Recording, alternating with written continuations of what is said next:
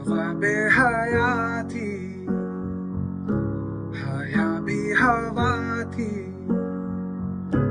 हवा बेहया थी, हया भी हवा थी। वो सारी हदों से गुजरने लगे खामखा, खामखा।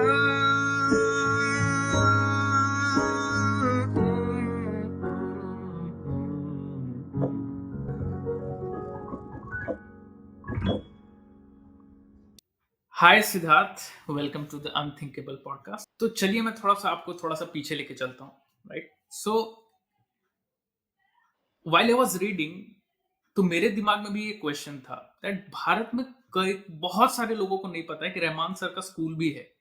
राइट, आई थिंक वहीं से शुरू करना सही होगा। आपके म्यूजिक स्कूल के जर्नी से शुरू करते हैं, वहां एडमिशन होता कैसे है, प्लस एक म्यूजिक स्कूल का फॉर्मेट क्या है, एक्चुअली में पढ़ाया क्या जाता है, वहां से शुरू करते हैं।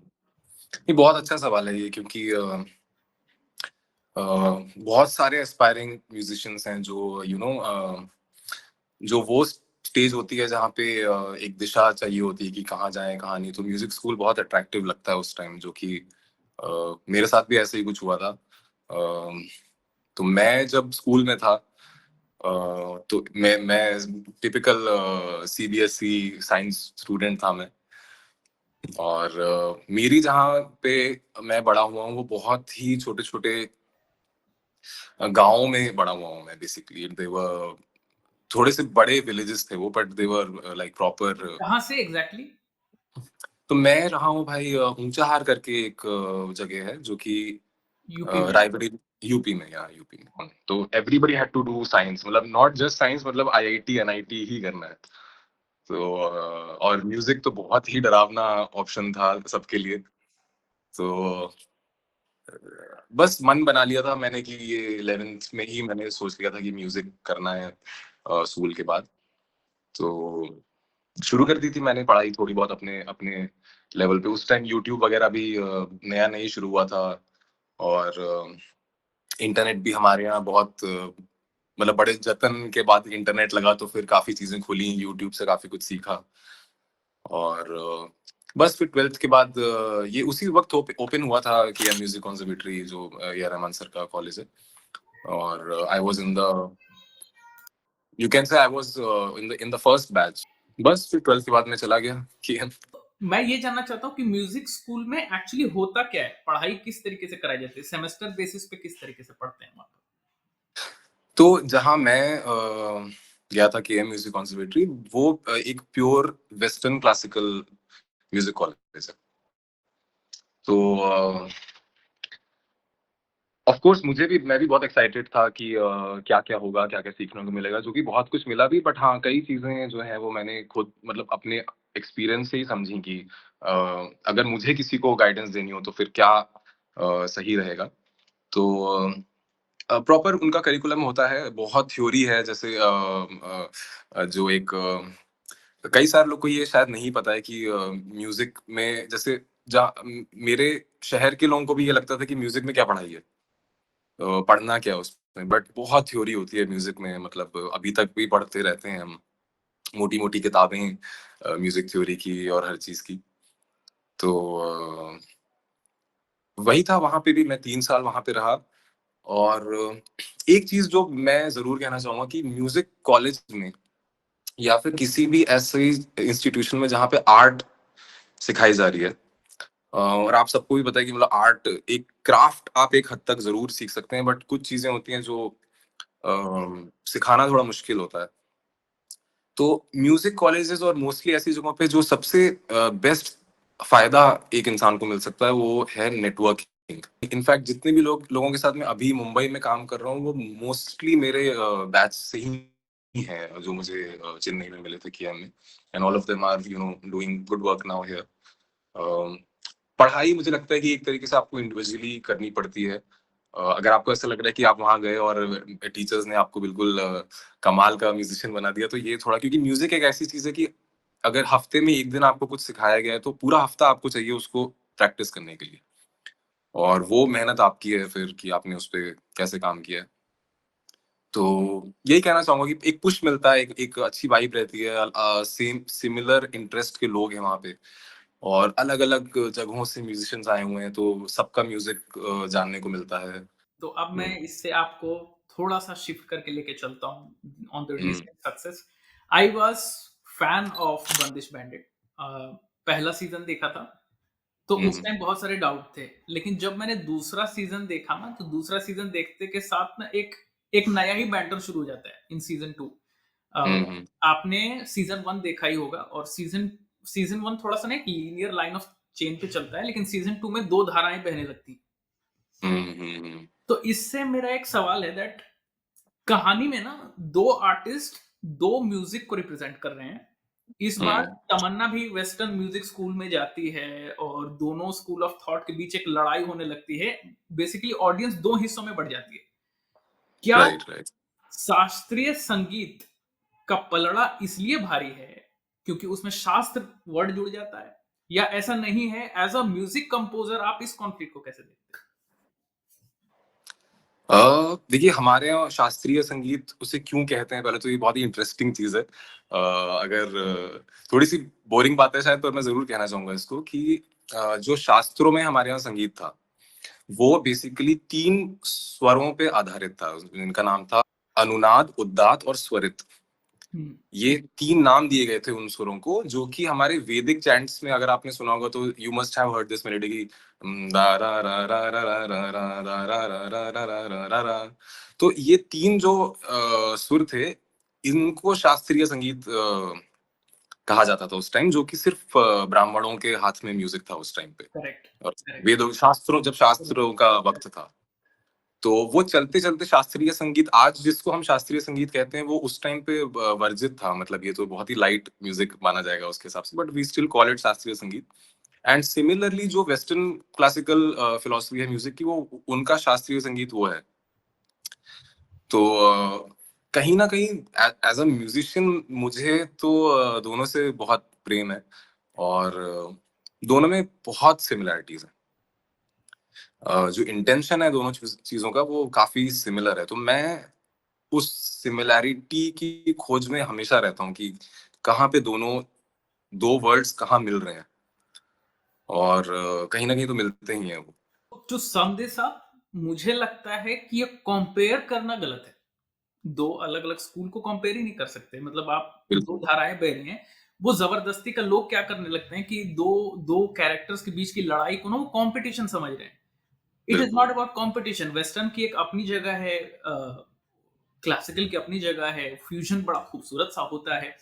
और इसी बिल्कुल। फ्यूजन से मेरा अगला सवाल आपके पास आता है दैट हिचकी गाना आपने बहुत पहले ही कंपोज कर दिया था। उस वक्त वो सीरीज का पार्ट नहीं था। एक्चुअल में वो हम्म क्लासिकल एंड कंटेम्प्रेरी फ्यूजन को मिक्स करना, जो कि टफ भी है। हम्म हम्म तब आपके गाने में, और दूसरा सवाल इसी से लिंक ये है उसी में दैट तब आपके गाने में विजुअल नहीं जुड़ा था। तब आपको ये नहीं पता होगा कि सीरीज में आ जाएगा, ये सारी चीजें हैं। अब आपके गाने में हम्म किरदार भी हैं, आपके गाने में लड़की भी गा रही है, आपके गाने पे स्टेज शो भी हो रहा है। सो पहले तो हिचकी का प्रीवियस वर्जन के बारे में बात करेंगे, और फिर जब आपने उसको चेंज किया, ट्रांसफॉर्म किया for the film, for the series, वो कितना हम्म। चेंज? बिल्कुल, क्योंकि जब मैंने अपने एल्बम के लिए ये गाना बनाया था, तब कोई विजुअल नहीं था मेरे पास। अम, और जब विजुअल आया हमारे पास, जब स्क्रिप्ट पढ़ी मैंने बंदिश बैंडिट्स 2 की, तो जो डायरेक्टर है हमारे मिस्टर आनंद तिवारी, उनके साथ कई कई दिन हमने ब्रेनस्टॉर्म किया कि इसमें क्या करना चाहिए, and how can we do something with the song so that it adds up to the script of Bandish Bandits. It has to show all the characters on stage and everything. Um, जैसे कि एक coir है stage पे, 5-6 singers हैं, तो उस हिसाब से मैंने डिजाइन किया कि okay, this should have some choir parts, जो बैकिंग वोकल्स चल रहे हैं। और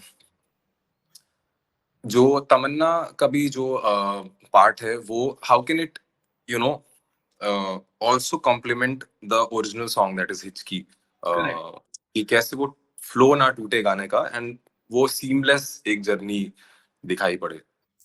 अब दूसरा गाना, what is the story of खामा खां, ब्रीफ में क्या था? कंपोज कितने टाइम में किया, क्योंकि ये आपने पहले से सोच तो नहीं रखा होगा, ये तो एक नया गाना है जो कि एकदम फ्रेश बेबी बेक होके बाहर निकला है, तो हम्म। इसके लिए कितना ब्रीफ, कितना टाइम और कॉम्पोजिशन में किस तरीके से काम होता है, because we really don't know कि एक म्यूजिक कंपोजर काम कैसे करते हैं। वी नो कि म्यूजिक हम्म। कंपोजर होते हैं, but we really hmm. Don't know कि माइंड मैप किस तरीके से होता है वो पूरा। तो एक तो ये चीज मुझे पता थी कि अच्छा इस गाने में सिर्फ गाना नहीं है, there has to be a part जो एज अ बैकग्राउंड स्कोर भी यूज हो सकता है। तो it has to have some musical motive to it, something that, जैसे जब हम बैकग्राउंड म्यूजिक बना रहे होते हैं तो हम हर कैरेक्टर को एक थीम देते हैं, एंड सिमिलरली इसमें भी ये राधे और तमन्ना के लिए सॉर्ट ऑफ थीम चाहिए थी। और गाना शुरुआत भी उसी से होती है, जो वो पियानो बजता है, उसके जो कॉर्ड्स आते हैं, that later on picks up and it becomes the background music for both the characters. जब भी वो स्क्रीन पे है तो ये गाना प्ले हो रहा है। और ये भी मुझे ब्रीफ पता था, एक तो ये चीज पता थी मुझे कि एक म्यूजिक यूज होगा, एक और ये चीज पता थी कि गाना धीरे धीरे डेवलप होगा और अल्टीमेटली स्टेज पे परफॉर्म किया जाएगा। तो ये दो चीजों से मैंने बेस लेके उसको कंपोज करना स्टार्ट किया कि शुरुआत गाने की एक बहुत ही छोटे शाइनी सेक्शन से होती है और वो धीरे धीरे बहुत बड़ा साउंड बन जाता है इवेंचुअली। मतलब एक बेसिक फ्लैट से शुरू होता है, क्रिसेंडो पूरा एक ऑर्केस्ट्रा फीलिंग आ जाती है उसमें कि बहुत सारी चीजें हैं। और वो इसलिए भी इम्पोर्टेंट है क्योंकि तमन्ना एज अ कैरेक्टर वहां पर फटने वाली है, ठीक है, मतलब वो दिखा रहे हैं कि उसके कि कैरेक्टर की भावना भी है कि वो अंदर से सल्क कर रही है, बहुत सारी चीजें हैं, लेकिन finally she is on the verge कि उसको इतना फील कराया गया है कि तुम नहीं गा सकते या राधे तुमसे बेटर गाता है, एक्सेट्रा एक्सेट्रा। सो वो फटने वाली है और वो उसको पकड़ लेना कमाल काम किया है आपने।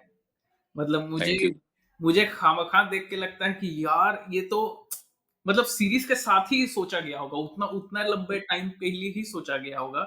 इट कैन नॉट बी कि ये दो अलग अलग ब्रेन सोच रहे हैं, राइट? बिल्कुल वो देख के लगना चाहिए कि वो इन सिंक है। ऐसा मुझे लगता है कि ऐसा मुझे कई बार कंप्लेन होता है ऐसे म्यूजिकल ओरिएंटेड फिल्म या उसमें कि गाना एक अलग ही डेप्थ में जा रहा है और फिल्म अलग डेप्थ में जा रही है, या फिल्म ज्यादा है या गाना ज्यादा है, ऐसा होता है। बिल्कुल। और यहाँ पर बहुत सुंदर एमलगमेशन है। बंदिश बैंडिट की वजह से हमने एक नया वर्ड सीखा है, बाय द वे, उसका नाम है falsetto. Okay falsetto. Okay, series में फॉल्सेटो को लेके काफी कॉन्फ्लिक्ट है एज अ आर्टिस्ट कि फॉल्सेटो मत यूज करो, ऐसा है वैसा है, फॉल्सेटो यूज करने वाले सिंगर बहुत अच्छे नहीं होते, एक्सेट्रा एक्सेट्रा।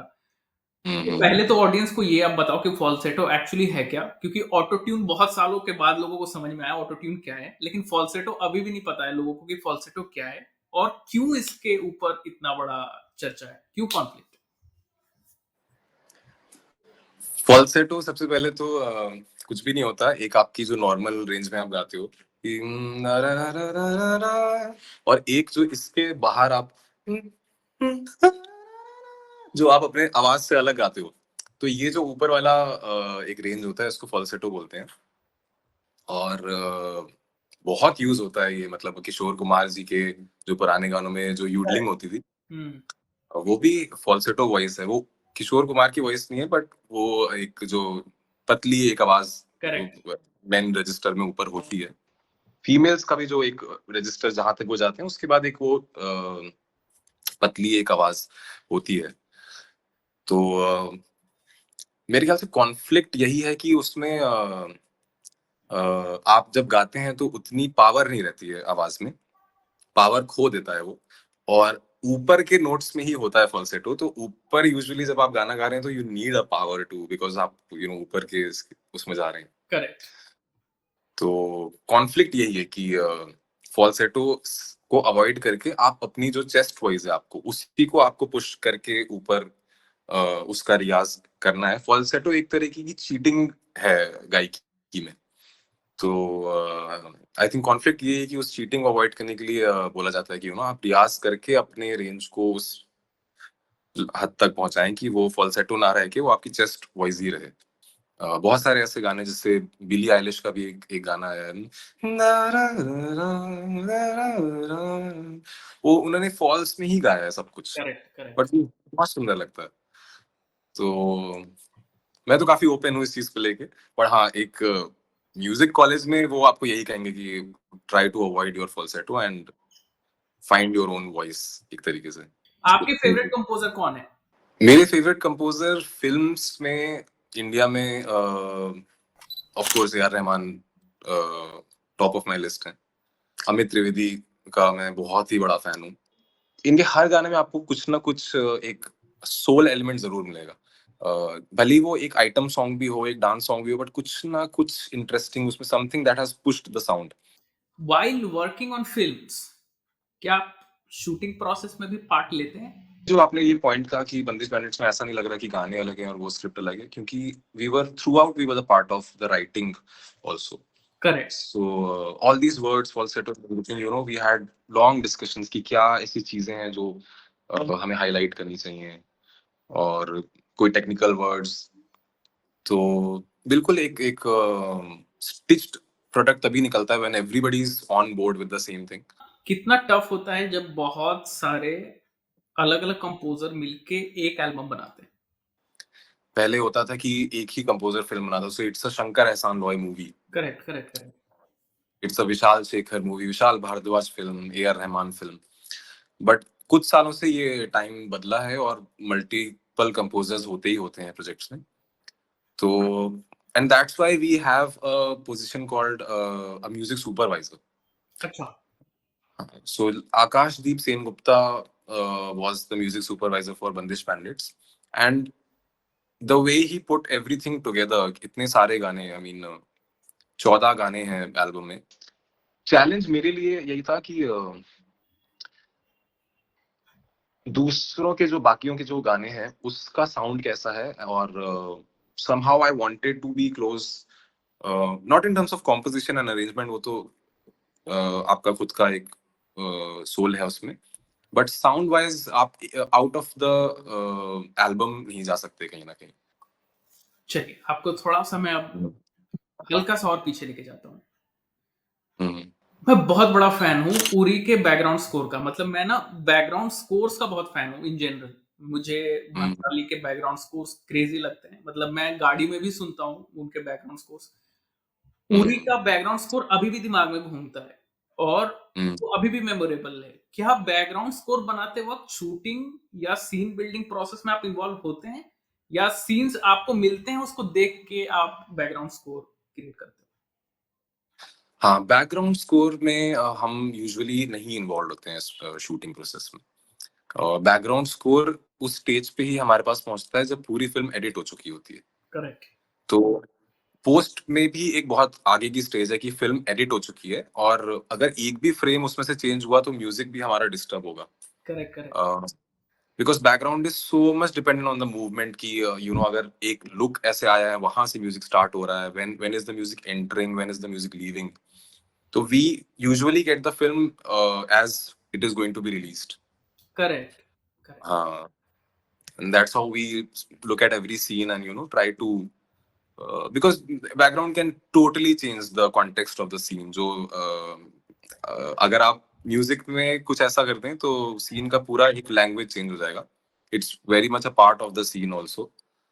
तो काफी इंटरेस्टिंग चीज है वो भी।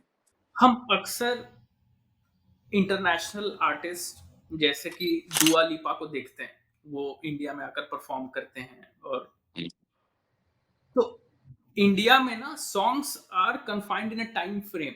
मतलब ये बहुत समय से मेरा सवाल था कि 3 साढ़े 3 मिनट का ही गाना क्यों बनता है? क्योंकि फ़िल्म में चाहिए। क्योंकि हम्म। 5 गाने होते हैं इसलिए 4 मिनट का एक लेंथ सेट किया गया गाने का कि 4 मिनट से ज़्यादा नहीं होना चाहिए।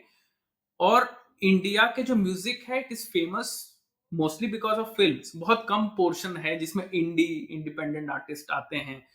राइट।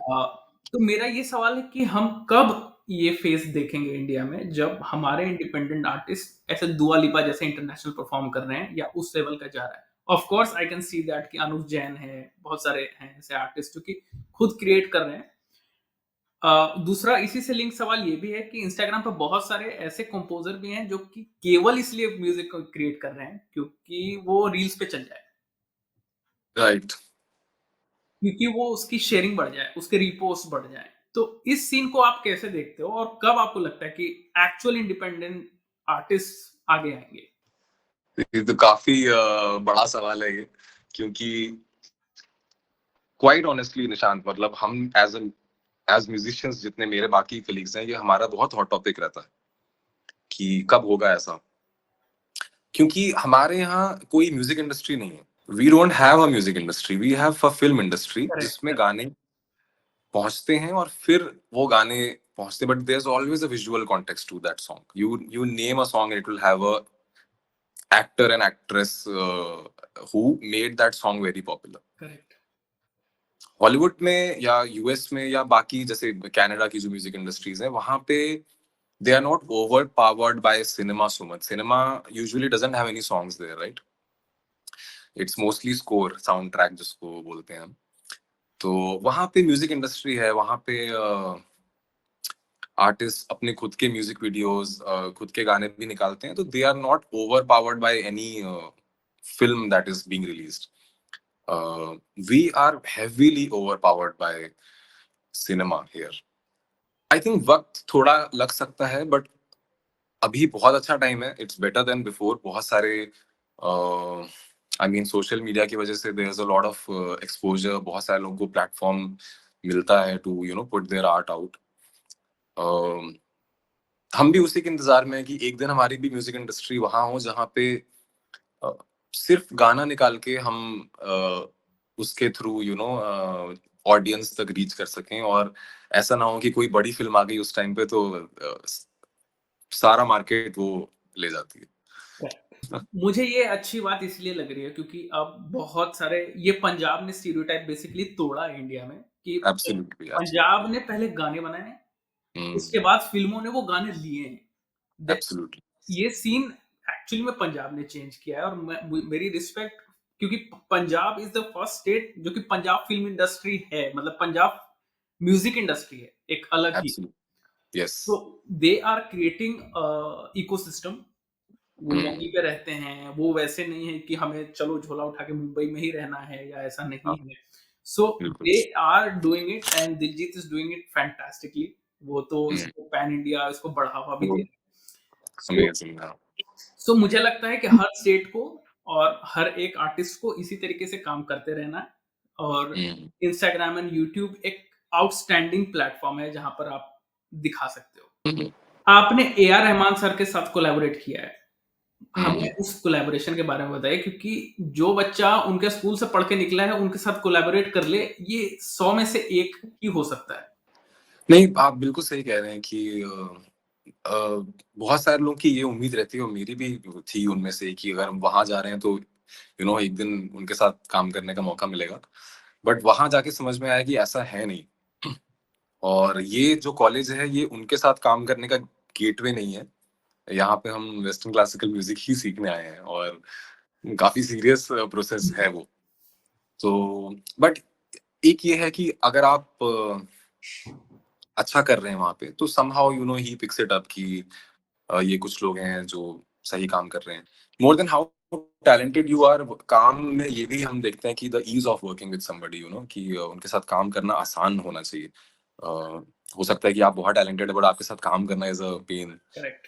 तो he is also very selective कि कौन काम कर रहा है और क्या क्या कर रहा है। मुझे भी बहुत सालों बाद ही मौका मिला है। That's when this show happened, harmony with A R Rahman, on Amazon Prime। मेरा सवाल ये है कि Okay. मुंबई में दिल लगता है आपका? मुंबई में दिल बहुत ज्यादा लगता था मेरा, कुछ समय से नहीं लग रहा है। तो मैं 11 साल रहा हूँ यहाँ पे, और बहुत मजे किए हमने यहाँ पे, मतलब स्ट्रगल में भी बहुत मजे किए हैं। मुझे लगा कि धूप सेंकना बहुत इम्पोर्टेंट होता है और हमारे स्टूडियोज में धूप ही नहीं आती है। तो मुझे लगा ये पूरे पूरे दिन हम स्टूडियो में क्यों बैठे रहते हैं, यहाँ तो ये तो ना हवा है ना धूप आ रही है ना कुछ, और सालों साल लगा लिए हमने इस मेहनत में। तो कुछ टाइम से फिर मैं निकला यहाँ से, और मैं पिछले कुछ महीनों से मैंने धर्मशाला में रहना शुरू किया है। तो वहीं रहता हूँ मैं, और जब भी कुछ काम होता है तो मुंबई आ जाता हूँ। आजकल इंस्टाग्राम पे ना एक भयंकर नया ट्रेंड चला है कि एआई पे आप गाने डब कर रहे हो। मतलब किशोर कुमार ना मुझे तो तेरी लत लग गई गा रहे हैं, आप वो एआई से फ्यूजन करके कुछ भी बना रहे हैं वो। और ना बहुत जी। सारे लोग बोल रहे हैं कि बहुत डेंजरस है कि एआई गाने कंपोज कर रहा है। एज अ कंपोजर आप कैसे देखते हो कि जो एआई गाना बना रहा है, इज इट रियली डेंजरस या वो बस ऐसे एक टूल है जो कि यूज हो रहा है, बस फैड है वो चला जाएगा? देखिए, जाएगा तो कहीं पे भी नहीं। इनफैक्ट और ज्यादा इवॉल्व होगा और कॉम्प्रिहेंसिव होगा एआई। जब भी कोई नई टेक्नोलॉजी आती है तो हमेशा दो पक्ष बन जाते हैं कि सही है कि नहीं है। करेक्ट। सिमिलर चीज ऑटो ट्यून के साथ हुई थी कि ये गलत है, नहीं सिंगर्स को रियाज इतना होना चाहिए कि ऑटो ट्यून ना हो, यूज करना पड़े। But it's a very widely use tool in the music industry all over the world. People use auto tune. AI का जहां तक सवाल है, मुझे लगता है कि एआई आपके डेटा पे ही निर्भर कर रहा है। तो एआई जो भी कुछ नया क्रिएट कर रहा है, it has data from several years that now it's using to make music further. तो डेटा तो आर्टिस्ट ही प्रोवाइड करेंगे, और वो यूनिकनेस, वो सोल फ्रेशनेस जो है, मुझे बहुत मुश्किल लगता है कि एआई ओरिजिनल कॉम्पोजिशंस में उस चीज को कर पाएगा। बट बहुत सारे चीजें जैसे कि टीवी एड्स या जिंगल, जो एडवर्टाइजमेंट का म्यूजिक है, वो कहीं ना कहीं तक मुझे लगता है कि एआई थोड़ा सा तो कैप्चर करेगा आगे जाके। ठीक है। बिकॉज 30 सेकेंड्स का एक जिंगल है, एंड अगर आप सही प्रॉम्प्ट्स दें एआई को तो it comes up with some brilliant stuff.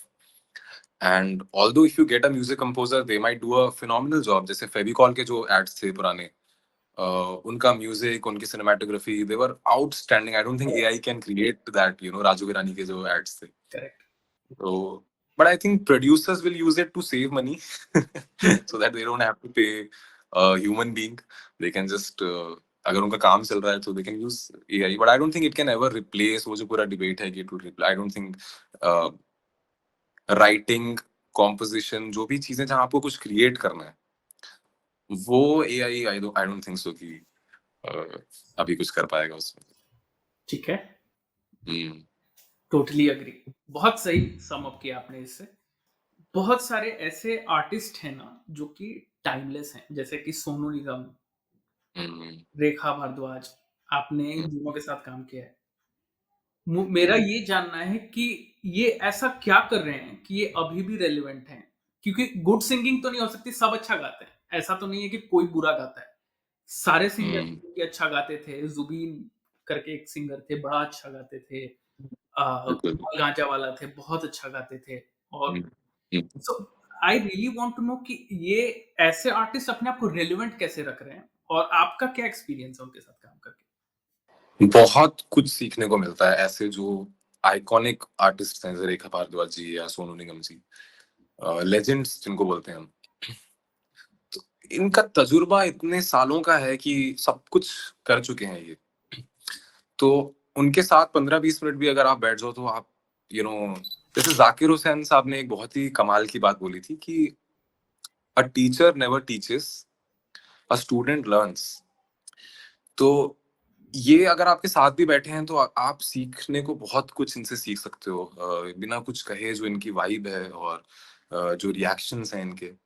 जैसे सोनू निगम जी के साथ बहुत ही एक कमाल की चीज थी, अभी तक मैं उसको याद करता हूँ उस बात को कि अ, वो आए थे, और वो अपना रजिस्टर और पेन लेके गाने को लिखने लगे, और कोई जरूरत नहीं थी उन्हें ऐसा करने की। आई मीन वो पढ़ के भी गा सकते थे, हम एक एक लाइन रिकॉर्ड करके पार्ट्स में भी कर सकते थे। बट ही केम, उन्होंने पूरा गाना लिखा, उन्होंने पूरा गाना याद किया उसी वक्त, और उनका एक्सपीरियंस इतना ज्यादा है कि वो 5 मिनट में उनको पूरा गाना याद हो गया, और 10 मिनट में उन्होंने रिकॉर्ड कर दिया। तो 15 मिनट की प्रोसेस थी, जो पूरी प्रोसेस थी, और पहला एक ही टेक में उन्होंने पूरा गाना गा दिया। पर उसके पहले वो हमारे साथ आधा पौना घंटा बैठे माइक पे जाने से पहले। और इसीलिए रेलेवेंट हैं ये लोग अभी भी, क्योंकि जहां तक मेरी समझ है कि बहुत क्यूरियस लोग हैं ये। तो ये सबसे कुछ ना कुछ सीखते रहते हैं, छोटे उम्र के, अपने से छोटे उम्र से या अपने हम उम्र के, चाहे वो मैटर नहीं करता है इन लोग के लिए। पूरे टाइम कुछ ना कुछ ढूंढते रहते हैं कि कहाँ से क्या सीख सकता हूँ, क्या ऐड कर सकता हूँ। एक एक चाइल्ड लाइक क्वालिटी मैंने सब में नोटिस करी है, जो भी ये जितने भी आए, even a R Rahman sir, वो इज अ चाइल्ड मतलब at heart. So I think वो बहुत जरूरी है, अपने अंदर का बच्चा हमेशा वो क्यूरियोसिटी हमेशा रखना उस चीज को। अगर एक स्टूडेंट, एक यंग स्टूडेंट क्लास हम्म, 11th 12th में पढ़ रहा है और हम्म, आज वो अपनी जगह बनाना चाहता है म्यूजिक इंडस्ट्री में, तो वो हम्म। कहाँ से शुरू कर सकता है? आज तो बहुत सारे प्लेटफॉर्म्स हैं, आई मीन यू नो, आप अपने घर से you can start uploading your music on Instagram and it might just blow up. तो आज तो चीजें बहुत बदल गई हैं, यू हैव एवरीथिंग, यूट्यूब है आपके पास। आई थिंक सबसे बेस्ट दो प्लेटफॉर्म्स यही हैं, आप अपना म्यूजिक बना के put it out.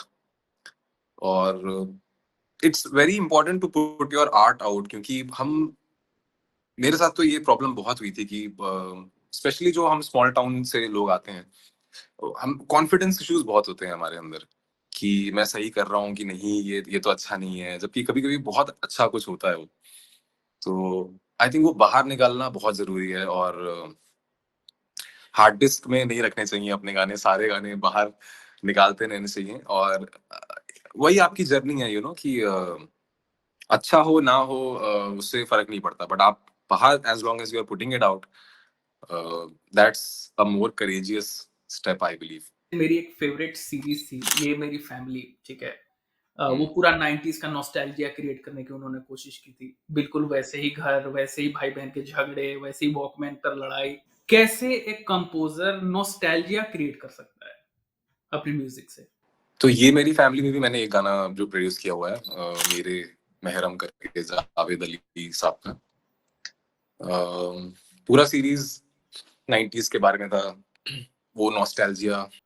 I think ये कुछ चीजें हैं जिनका जवाब देना थोड़ा मुश्किल होता है, क्योंकि ये आप फील करते हो कहीं ना कहीं, जो जो आपका पास्ट एक्सपीरियंसेस का एक एक्यूमुलेशन है। कहीं ना कहीं अगर आप फील कर सकते हो उस नॉस्टैल्जिया को, और आपने भी वो दुनिया देखी हुई है, तो आप उसको एक्सप्रेस कर पाओगे म्यूजिक में। तो अच्छे लोग ऑन बोर्ड थे उसमें, जो कास्टिंग हुई है म्यूजिशियंस की भी, जिन्होंने कंपोज किए गाने, सिमरन होरा जो बहुत ही कमाल के कंपोजर हैं, कोटा फैक्ट्री में भी उन्होंने काम किया। उनमें भी वो एक सोल एलिमेंट है 90s का नॉस्टैल्जिया, उन्होंने उन्होंने देखा हुआ है ये। तो इसको एक्सप्रेस करना बहुत मुश्किल है, कि कोई एक तरीका नहीं है जिससे आप नॉस्टैल्जिया क्रिएट कर पाओ, but you have to be a certain kind of a person to make some a form of art that makes the other person feel nostalgia. There's no technique or craft that can teach you this. I think it's how you are as a person is what translates to nostalgia or something like that, you know. मुझे तो बहुत सारे सवाल पूछने थे। मतलब मैं पूछता जाऊँगा तो 10 बज जाएँगे रात में। सो एक आखिरी में हम आपका कोई भी एक फ़ेवरेट ट्रैक सुनना चाहेंगे। हम्म, हम्म, जिस्म के मकान से खाम खाम बह रहे तूफान थे, खाम खाम रात दो तरफा चलती रही रात भर, खाम खाम क्या कहें क्या हुआ रात भर, खाम खाम। हम्म, मुझे लिरिक्स इतने याद हैं इस गाने के। Wow man! मतलब इतना क्रेज़ी गाना कैसे बना दिया आपने। मतलब मैं तो मैं मेरे लूप पे चल रहे हैं गाने। और आपके जो यूट्यूब वाला जो एल्बम है मैंने बच्चों को भी भेजा है। और मैंने इनको भी बोला है कि आप सुनो। सो अब हम बच्चों के कुछ क्वेश्चंस ले लेते हैं। Alright, so let's start with Twisha. Okay, first of all good evening. Good evening tussah. आपकी आजाद संगीत में एक गाना है सोचो। मुझे जाननी है कि आपकी आइडिएशन, उसकी कॉम्पोजिशन के पीछे ऐसा क्या था, because it's a very soulful song. और आजाद संगीत शुरू कहाँ से हुई? आजाद जिंदगी ही शुरू हुई थी मेरी, जब से मैंने आजाद संगीत बनाया था। आई थिंक आजाद संगीत का शुरू करने का मेरा सारा इंटेंशन ये था कि मैं प्रोडक्शन कर रहा था फिल्म्स में बॉम्बे में, but I needed a space जहां मैं अपने आप को कंप्लीटली एक्सप्रेस कर पाऊं, और मेरे पास स्क्रिप्ट का कोई बाउंडेशन ना हो, या कोई भी मुझे उसमें चेंजेस ना कराए गाने में कि इसको ऐसा, इसको थोड़ा ऐसा बना दो, ऐसा कर दो। तो एक स्पेस मैं चाहता था जो कभी भी आगे 20-25 साल बाद भी मैं सुनूं तो मुझे ऑथेंटिक लगूं मैं, कि हाँ मैं उस टाइम पे सच बोल रहा था मैं, और कोई कोई करप्शन नहीं था मेरे प्रोसेस में। तो आजाद संगीत का मेरा सारा का सारा इंटेंशन यही है कि एक एक गाना उसमें जो है वो it's like a photograph in that point of time, कि in the form of a song, कि हाँ ये उस टाइम में ऐसा था। तो सोचो भी उनमें से ये गाना है, बहुत पुरानी कॉम्पोजिशन है मेरी। सोचो मैंने कंपोज किया था जब मैं 21 साल का था, अब मैं 32 साल का हूँ, तो 11 साल पुरानी कॉम्पोजिशन है वो।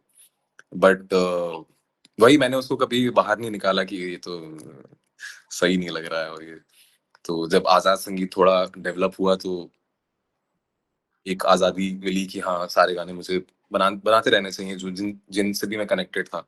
सोचो के पीछे भी यही इंटेंशन था मेरा, कि एक फिलोसफिकल पर्सपेक्टिव रखने की कोशिश करता हूँ मैं आजाद संगीत में। जैसे आपने देखा होगा कि there is no romantic love song in the whole of Azad Sangeet में, so इट्स ऑल फिलोसफी। तो सोचो इज ऑल्सो अबाउट इंट्रोस्पेक्टिंग, कि सोचो कि ये जिंदगी आसान क्यों नहीं है, सोचो ये रास्ता सीधा साधा सा क्यों नहीं है, क्वेश्चन भी चल रहा है उसमें। तो यही था मेरा पर्पस, कि मैं आगे भी कभी सुनूं तो कुछ अपने अंदर बैठाना नहीं चाहता, मैं तब भी चाहता हूँ कि मैं सोचूं कि हाँ क्यों नहीं है ये ऐसा, तो हाँ यही, मेरे ख्याल से यही इंटेंशन था उस गाने का। So my question to you is, I have two questions simultaneously. So first is, how do you find your niche? And second is, how do you protect your niche? Like with all the constructive criticism and feedbacks you get, sometimes you tend to like get lost in those, feedbacks. So how do you protect your niche and not like lose yourself on the process of like getting bigger or getting out there? Yeah, that's a beautiful question. I mean, it's a question that I keep asking myself every moment, that how do I protect my niche? Finding your niche, I think, you just have to keep releasing your stuff. You just have to keep creating more than releasing, I think. And eventually you get to know that what are the things that feel authentic to you, and what are the things that you are trying to make that to please someone else. So there's a philosophy that I follow in my life, and I think that translates into my music, which I'm also learning, but I'm here now. That if I'm in a room full of people, you know, do I want to say something that pleases everybody, or do I want to say something that I feel that I want to say? So I think I'm protecting that philosophy all the time inside my soul, that this is something that I want to say, and no inhibitions ki oh, this song should trend, or let's make a song around Diwali and put it out during Diwali so that it blows up, and all those things. I mean, you guys know all of that, right? So I wanted to always create something that is authentic to myself, and no corruption, in no intention of making it popular. But if it stays with somebody, if if it connects to somebody's heart, somebody's small moment in life, I think that's my biggest achievement for that song. So I think protecting your niche se zyada, I think it's about protecting your own soul and how you feel for life, and it translates to art, I think. Hello sir. Hi Lakshya. और sir मेरा question ऐसा था कि जैसे हम देखते हैं ना, इम्तियाज अली सर और ए आर रहमान, अनुराग कश्यप और ना अमित त्रिवेदी सर, उनका काम से बॉन्ड अगेन है ना, उनका काम जो होता है एक अलग वो निकल के आता है। पर sir keeping that bond aside है ना, अगर हम देखते हैं कि एक म्यूजिक प्रोड्यूसर या उस कंपोजर को अगर एक डायरेक्टर से ब्रीफ चाहिए होती है, वो क्या चाहता है एक डायरेक्टर के साथ, लाइक वो क्या चाहता है कि डायरेक्टर को ये चीज दे उसको तब वो एक म्यूजिक बनाए, तेरे को बात क्या होती है कि ये कॉम्पोनेंट्स मेरे को दे, ये चीज मुझे बताए स्टोरी के बारे में, या कैरेक्टर का डेप्थ मुझे बताए, सो ये क्या होता है? बिल्कुल, ये सारी चीजें कि कैरेक्टर क्या कहना चाह रहा है, कैरेक्टर की इंटेंशन क्या है, हमारी फिल्म क्या कहना चाह रही है, क्या पर्पस है उस चीज का, ये सब कुछ ही मैटर करता है। और हमारा जो मीडियम है अपने आप को एक्सप्रेस करने का, फिल्म्स, वो विजुअल और म्यूजिक का एक बंधन है। तो अमित त्रिवेदी ने भी बहुत सारे दूसरे डायरेक्टर्स के साथ काम किया है, ए आर रहमान सर ने बहुत सारे दूसरे डायरेक्टर्स के साथ काम किया है, बट उनका काम जो मणिरत्नम फिल्म में शाइन होता है, या अमित त्रिवेदी सर का जो अनुराग कश्यप फिल्म में शाइन होता है काम, वो बहुत अलग होता है। तो इसके पीछे सबसे बड़ा कारण यही होता है कि all these directors have somewhere given them a lot of freedom, liberty बहुत होती है, एक ईज ऑफ मेकिंग होता है, एक ट्रस्ट होता है दूसरे इंसान के ऊपर कि या इसको समझ में आ गया है कि क्या करना है, और मुझे बहुत सारा कुछ इसको बताने की भी जरूरत नहीं है कि ऐसे करो वैसे करो।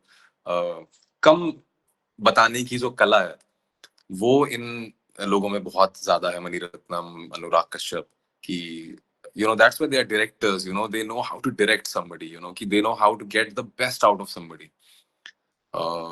So I think that's a whole different form of art. Even when Rahman sir is recording a singer, it's a very different process. I mean, the singer would come in and 2-3 घंटे तो कुछ होगा ही नहीं, वो कहेंगे कि आप comfortable हो जाओ, you can खाना खा के आ जाओ, कोई जल्दी नहीं है। तो एक बार आप वो सुन लो एज एन आर्टिस्ट ना कि अच्छा कोई प्रेशर नहीं है मेरे ऊपर कुछ कमाल करने का। All right. सो बातों का सिलसिला हमेशा चलता रहेगा, और मेरा तो अंत में यही कहना है सिद्धार्थ भाई, दैट आप एक सोलफुल काम कर रहे हैं, एंड आप उतने बेजुबान लोगों की फीलिंग्स को आप एक फॉर्मेट दे पाते हो एज अ म्यूजिक। जो लोग घुट के तकियों में अपने हेडफोन्स में सुनते हैं और अपनी चीजें बाहर निकालते हैं, है ना, क्योंकि हर किसी को सही कंपेनियन नहीं मिलता है जिससे वो सारी बातें कर पाए। म्यूजिक बनाने वाले लोग मुझे हमेशा से फैसिनेट करते रहे, क्योंकि मेरा ऐसा मानना है कि वो उन ध्वनियों को पकड़ के और वो कलाकारी कर सकते हैं जो कि आत्माओं तक पहुंचती है। उसके अलावा कोई भी चीज ऐसी नहीं है जो कि सीधा आत्मा को टच करती है। मतलब बहुत कम ही ऐसी चीजें हैं जो कि आपके रोंगटे खड़े कर देने की काबिलियत रखती है, और मेरे हिसाब से म्यूजिक ये वही चीज है जो कि आप देखते हैं। सो हम सबके बेस्ट विशेस हैं सिद्धार्थ आपके साथ, और हम चाहते हैं कि आप क्रेजी काम करें, और जितने भी वेब सीरीज, जितने भी फिल्में आए, हम मल्टीपल सेशंस करेंगे सिद्धार्थ को बुला के, उनसे बात करेंगे, क्योंकि मुझे भी कई बार ऐसा कोफ्त होता है कि मैं कहाँ शहरों के भाग दौड़ में फंस चुका हूँ और अपनी कलाकारी चीजों को पीछे छोड़ दे रहा हूँ, लेकिन बहुत कम लोग होते हैं। वो कहावत है कि 2 चीजें होती हैं, एक पेट के लिए होती है, एक दिल के लिए होती है। कई बार बहुत कम ही ऐसे लोग होते हैं जिनका ये दोनों काम एक ही होता है, और आपके साथ ये है।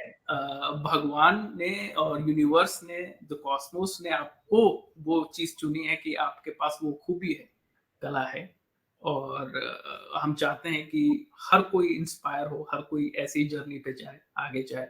Thank you so much for doing this session. Thank you बिल्कुल, मुझे भी बहुत अच्छा लगा आप लोग से बात करने के लिए and thank you for listening to Azad Sangeet, you no. अगर आप नहीं सुनते तो वो कहीं खो जाता। तो नहीं थैंक यू नहीं, कि आपने सुना अभी और तो जुड़ा आपके साथ। पूरी जनता को हम आजाद संगीत भेजेंगे और सब एक्सप्लोड होकर सुनेंगे, क्योंकि मेन स्ट्रीम म्यूजिक के अलावा भी कुछ सुनना जरूरी है। अब बिल्कुल। सबसे जरूरी बात यह है कि इस बहुत बड़े हसल बसल वाले शहर में, एक बहुत बड़े शहर में, हम किसी को जानते हैं जो कि इतना सुंदर काम करता है। तो ये सेशन होना इसलिए भी ज्यादा जरूरी था कि जब मैं वो गाना सुनूंगा तो उसकी फीलिंग अलग है ना, क्योंकि हम अपने ही एक स्मॉल टाउन फ्रेंड के गाने को सुन रहे हैं, हम ऐसे दोस्त को सुन रहे हैं जो कि कुछ किलोमीटर दूर रहता था और आज जाके बहुत ही कमाल काम कर रहा है। Thank you so much thank you Nishant, thank you everybody, thank you thank you so much. All the best, all the best.